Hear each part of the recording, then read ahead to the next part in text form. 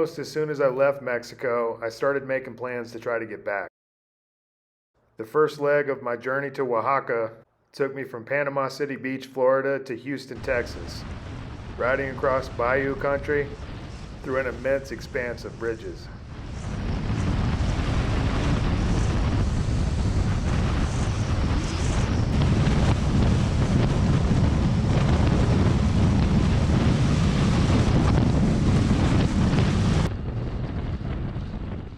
I know I wasn't going to get very far without seeing my friend Bryan and Alvin, whose incredible motorcycle shop has become kind of a stopping off place for vagabonds en route.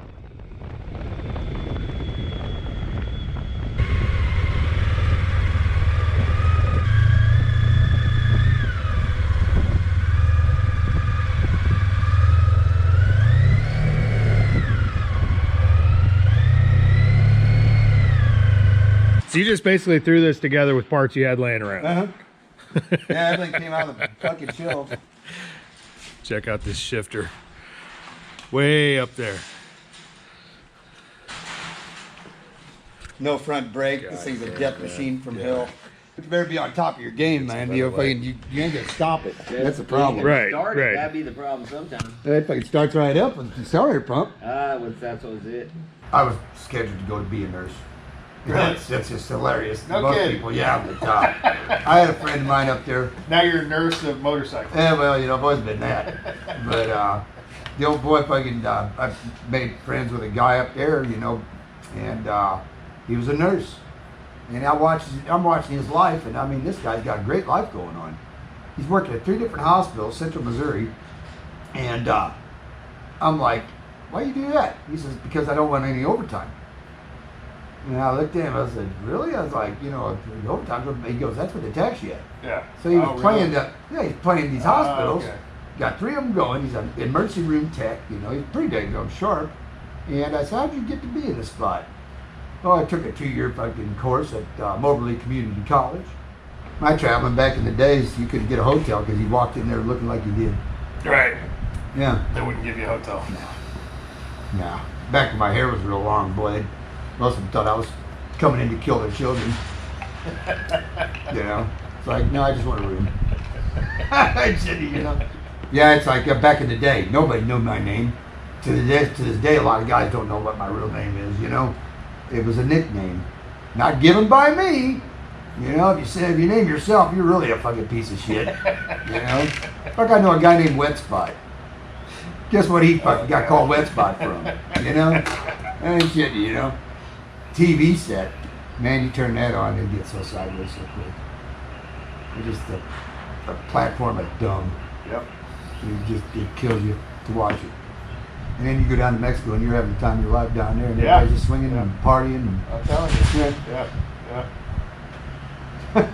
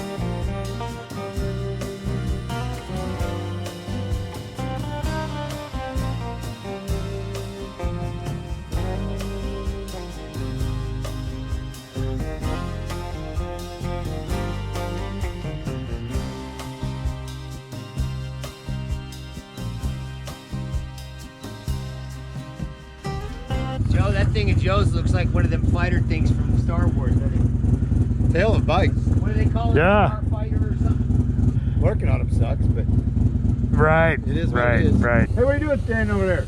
Hey, you, get back here.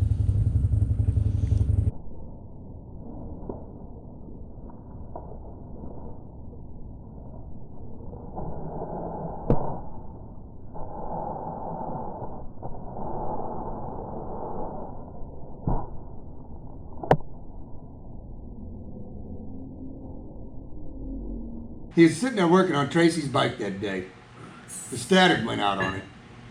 And I come walking in and I looked at him and he's just sitting there staring at an open primary. I was like, what's going on? Oh man, I'm trying to figure out how to get this thing off. And I was like, I looked over his shoulder and I was like, I reached over the shoulder and I grabbed hold of the end of the sprocket shaft and slid it off. And set it on the bench. And I remember Scoot turning around looking at me like, what the hell? You know? And I was like, yeah, you know, MMI graduate.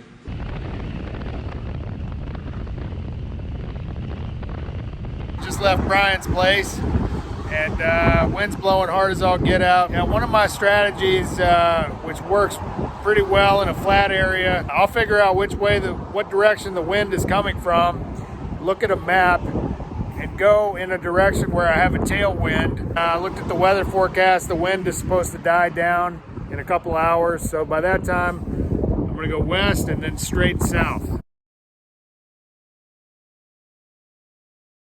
And that's been a strategy that's worked well for me since I've been on the road, especially in Texas. So when I was working bike week, I met this guy, Road Glide Renee, who by an amazing coincidence actually lives in McAllen, Texas.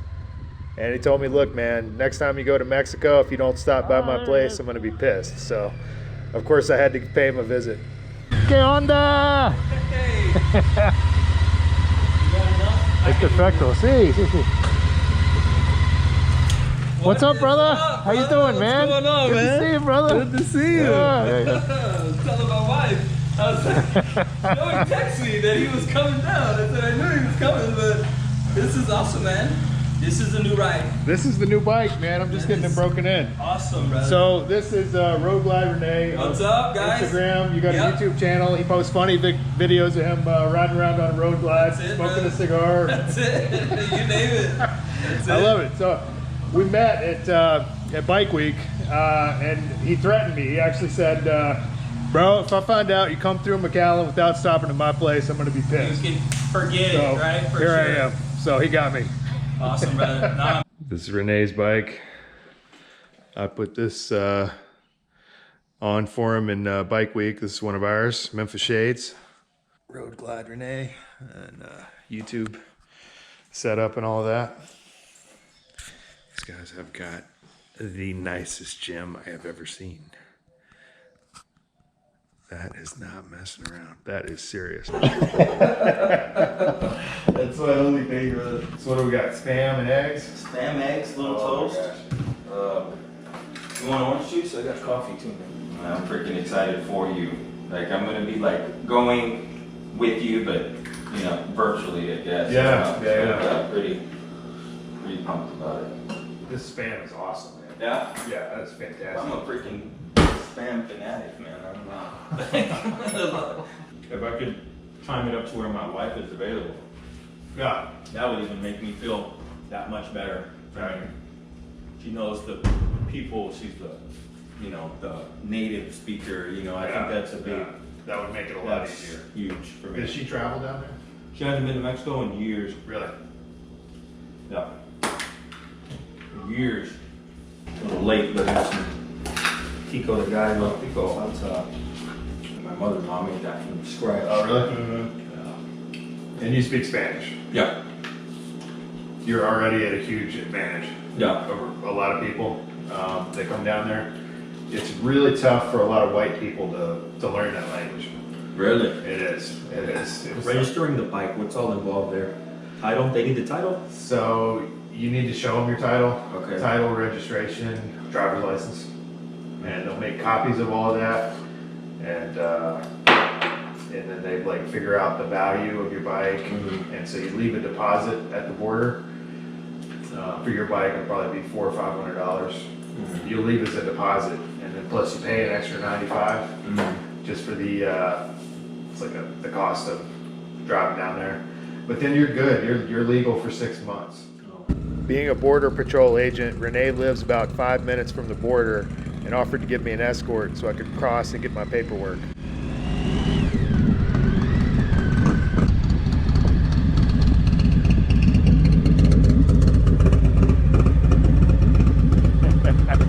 Philip Brooks, hi.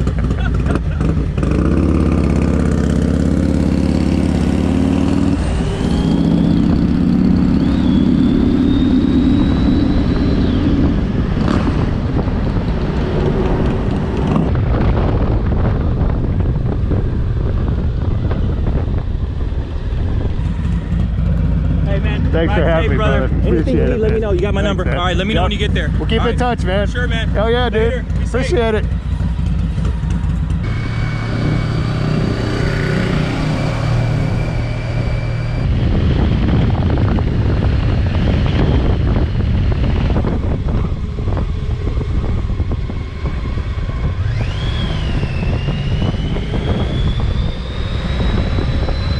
Okay, just crossed the border and I'm getting ready. So this is absolutely my least favorite process of crossing the border, which is getting the paperwork. For some reason, I just find this extremely nerve-wracking. It's my least favorite part of the whole process. Anyway, just trying to take a deep breath and keep a cool head. So we are done. Just got all of my papers in order, and that was relatively painless. I got here just at the right time, right before everybody else showed up. So I'm legal and heading into Mexico. Buen día. Igualmente. So I'm gonna go back across the border and do some work on my computer, wait for Raul, and head across the border.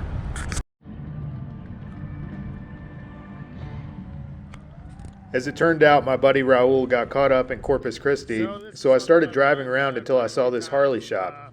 I stopped and asked the owner if it'd be all right to camp on the property in exchange for doing a little video, and he said yes.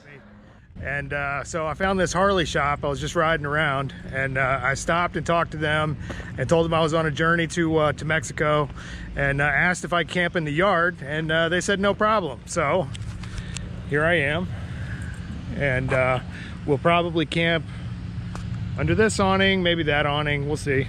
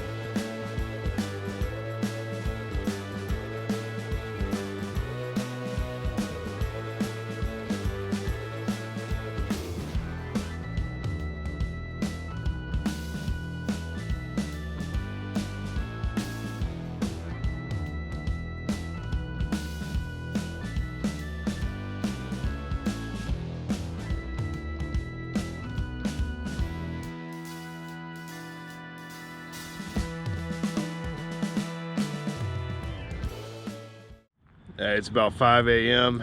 and I'm just waking up at outside of Desperado Harley-Davidson, where I camped over there under that metal awning over there. It was dark enough that I got some sleep. So I'm just waking up, getting an early start, and about to cross the border.